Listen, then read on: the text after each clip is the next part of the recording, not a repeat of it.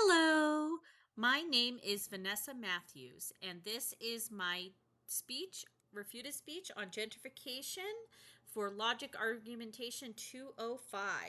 And I am here to talk about how gentrification benefits the growth of cities and communities. For all the negative press that gentrification receives, I'm here to make the argument that gentrification benefits and expands them to be more economically sound. Now, we will be doing this through an introduction, refuting the loss of affordable housing, refuting the loss of small business, refuting the strain on public services. We're going to be refuting the strain on public transportation, and then we'll have a conclusion. So let's get going.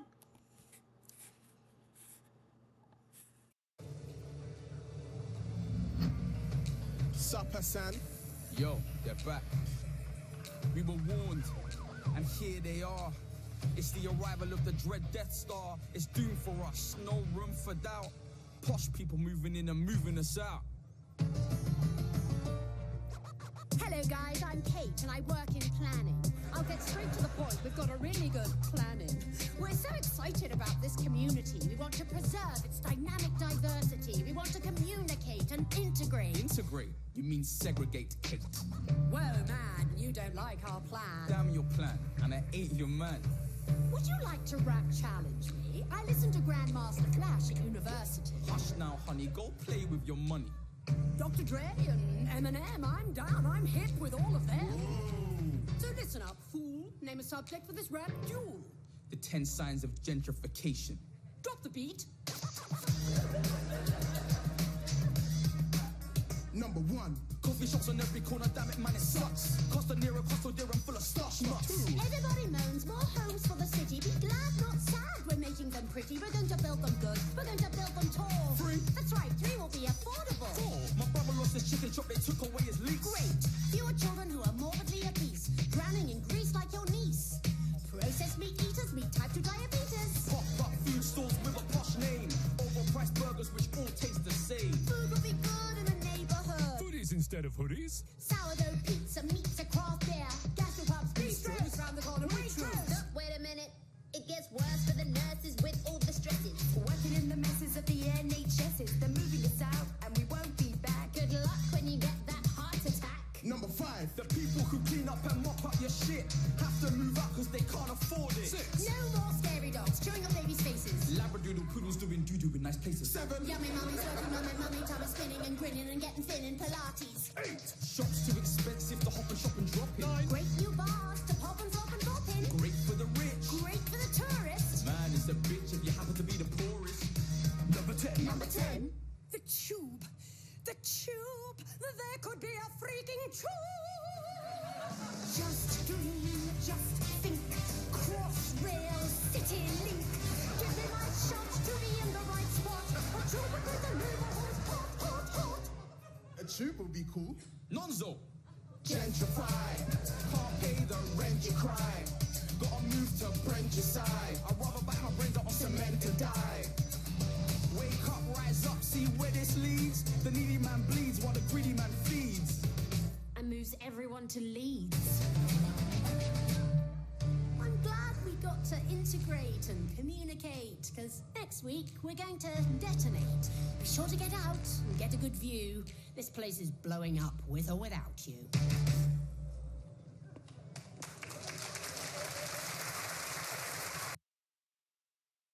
So, as we saw in our opening video, the city planners had a different vision for the neighborhood than the residents did. And some of the things that they said weren't all that bad. They needed affordable housing. They needed access to better food. Bringing a big public transportation to that neighborhood would have been wonderful. So these are the things where we have to think through: is gentrification of a city or an area all that bad? For all the negative press that gentrification receives, I'm here to make the argument that gentrification benefits cities and expands them to be more economically sound. I refute the 4 essential claims made by the affirmative: the loss of affordable housing, loss of small businesses, strain on public services, and strain on transportation. So let's talk about refuting the loss of affordable housing. Gentrification of neighborhoods and communities makes affordable housing almost impossible. The argument doesn't take into account that when gentrification is happening, new construction and better construction are happening as well, helping make the neighborhood safer with updated buildings and creating excess supply for the community, which is a really good thing. Research has suggested that new housing doesn't raise rent, but it actually has the opposite effect on the neighborhood, creating a supply effect, keeping rents low. As people move in, they tend to move towards nicer, newer buildings, usually leaving other buildings alone. So it's not, people aren't coming in to move into really run down old buildings. They want new buildings. So that's what they're going to be moving into. And that is beneficial to the county commissioners and the mayors of these cities, because as we can see from our graph, when inventories are at lows, existing home prices continue to head up. So every single county commissioner and every single mayor across the United States has a vested interest in building housing, and they're looking for places to do it. And so they want to get reelected. They need to close that gap, that affordable housing gap, and that is just across the board. Therefore, having new housing being built in a neighborhood isn't the sole reason gentrification is happening in a neighborhood. The argument that gentrification affects affordable housing is somewhat weak. If anything, it actually boosts housing options in a neighborhood or city. We're going to talk about refuting the loss of small businesses. Small businesses that have been established are forced out of the neighborhood, and there is a net loss of businesses. The argument contradicts how gentrification allows small businesses to expand services and clients. An NYC study of gentrifying neighborhoods found no significant differences between the retention rates of a gentrifying and non-gentrifying neighborhoods. There is actually an increase of profitability and customer base as new residents move into the city. So the businesses in these cities keep the neighborhood stable. They end up generating more revenue. Established businesses are not forced out, but they adapt and evolve with the neighborhood themselves. So these small businesses, as things are changing in their neighborhood, they tend to adapt and bend more easily, and they do a lot better when there's more going on in the neighborhood and are able to get more clientele, and that's a good thing. We're going to refute the strain on public housing. Gentrification burdens existing infrastructure. While infrastructure is always in need of updating, gentrification brings increased tax revenues so the infrastructure and services can be updated and expanded.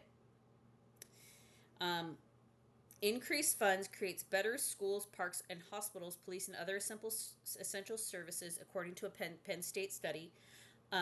They did end up studying a population group of children who were on Medicaid, and they found that children did.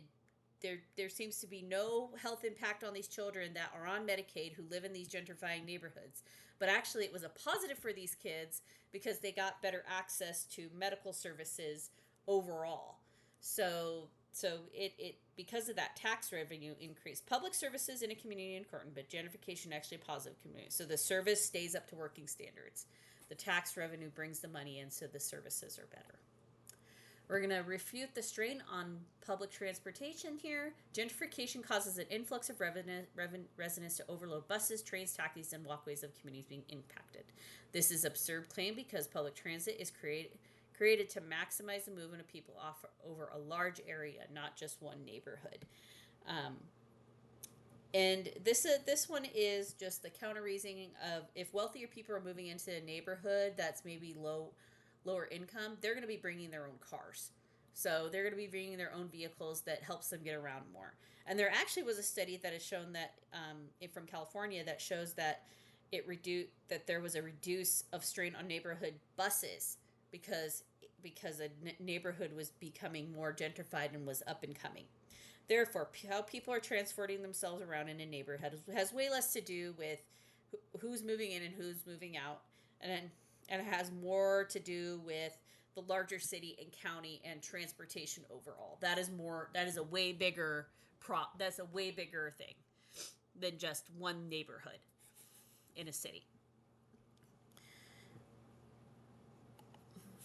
In conclusion, the arguments that gentrification is a negative influence on communities in which they are taking place do not tell the whole story of how gentrification is negative for communities. Housing becomes more affordable under gentrification, with more buildings being built that people can move into. Businesses expand services and clients and adapt to the new what they have going on. Gentrification increases tax revenue, making services better in cities. And the movement of people isn't delegated to one neighborhood or city, but includes a larger county and even region. Thank you so much for listening to my presentation. I hope you have a great rest of your day and a great rest of the semester. And here are my references. Goodbye now.